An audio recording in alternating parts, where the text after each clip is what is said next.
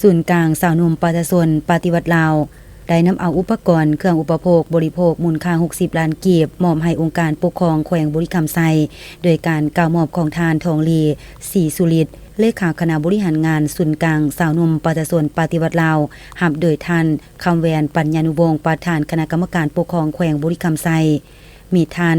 สนธนูธรรมวงศ์เลขาคณะบริหารงานภาคแขวงประธานสภาประชาชนแขวงบุรีรัมย์ไซมีคณะประจำสาวหนุ่มแขวงบุรีรัมย์ไซและภาคส่วนต่างๆเข้าร่วมเป็นสักขีพยานเครื่องที่นำมามอบในครั้งนี้ประกอบมีสำเร็จรูป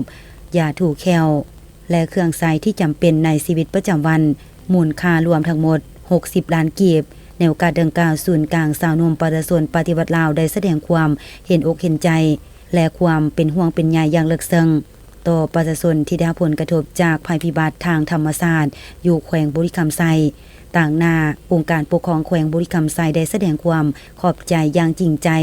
ต่อกับคณะบริหารงานศูนย์กลางสาวหนุ่มประชาชนปฏิวัติลาวที่ได้ให้ความสำคัญ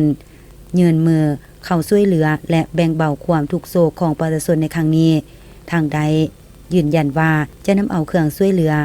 ไปแจกจ่ายให้ถึงมือของผู้ประสบภัยอย่างทั่วถึงและโปร่งใส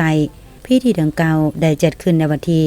26 สิงหาคม 2026อยู่ห้องว่าการแขวงบุรีรัมย์ไซ